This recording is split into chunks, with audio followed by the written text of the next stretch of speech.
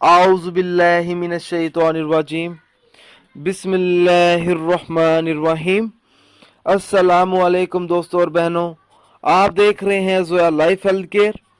दोस्तों और बहनों, आज हम इस वीडियो में आप लोगों को सूरत मुज़म्मल के 3 बेहतरीन अमल बताएंगे। सबसे पहला अमल है औलाद फर्माबरदार हो जाए। अगर कोई ऐसा वालिदैन है जो चाहता है उसकी औलाद फर्माबरदार हो जाए, तो उन वालिदैन को चाहिए कि ये वजीफा पढ़ें। जिस किसी की औलाद सख्त नाफरमान हो, वालिदैन को तंग करती हो और कोई भी नसीहत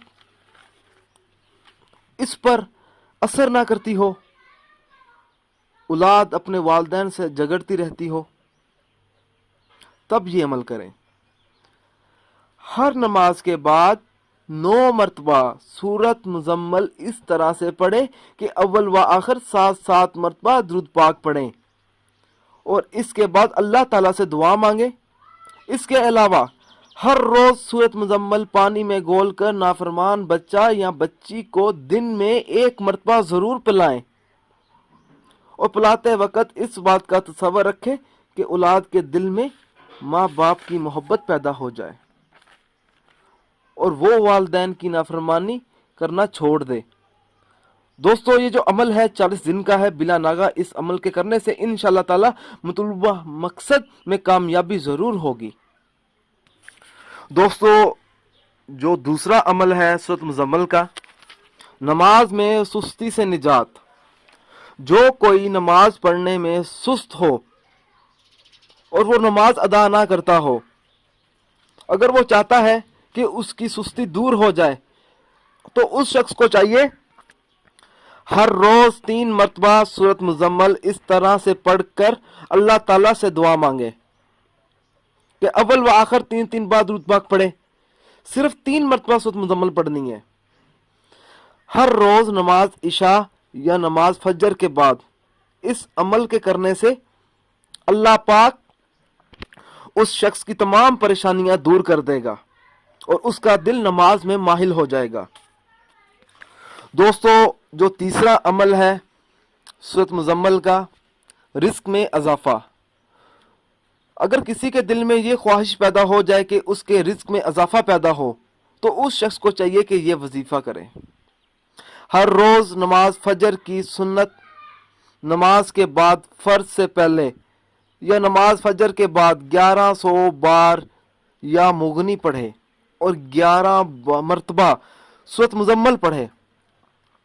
नमाज जोहर, असर और मगरिब और इशा के बाद सिर्फ 2 मरतबा सूरत मुजम्मल पढ़ लिया करे। इंशाअल्लाह ताला रिस्क में इजाफा होगा, उसके कारोबार में बरकत पैदा हो जाएगी।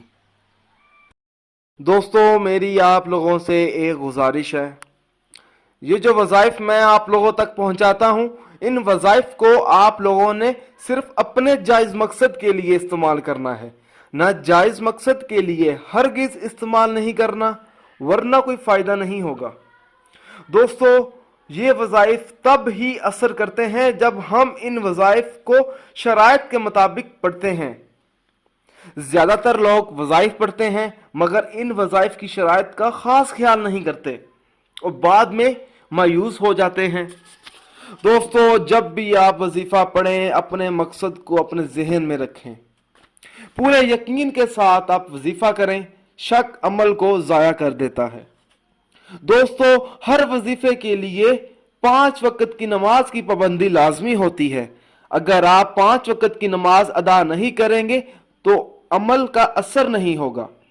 दोस्तों, कुछ अमल खास होते हैं जिनको इजाजत के बगैर मत करें। दोस्तों, आप जो भी अमल करें अल्लाह की रजा के लिए करें। अल्लाह ताला खुश होगा तो इंशाअल्लाह ताला आपको कामयाबी भी मिलेगी। दोस्तों, अगर आपको हमारी ये वीडियो पसंद आई है, इसको लाइक कीजिए और शेयर कीजिए। अगर आप मुझसे कोई भी वजीफा पूछना चाहते हैं या कोई ऐसा वजीफा है जिसकी आपको समझ ना आ रही हो, तो आप मुझे उस वजीफे के बारे में इस वीडियो के नीचे कमेंट कर सकते हैं। اگر آپ اسی طرح کی مزید ویڈیوز دیکھنا چاہتے ہیں تو ہمارے channel Zoya life health care کو سبسکرائب کرنا ہرگز نہ بھولیں تاکہ آپ کو آگے آنے والی ویڈیوز کی معلومات ملتی رہے۔ جزاک اللہ۔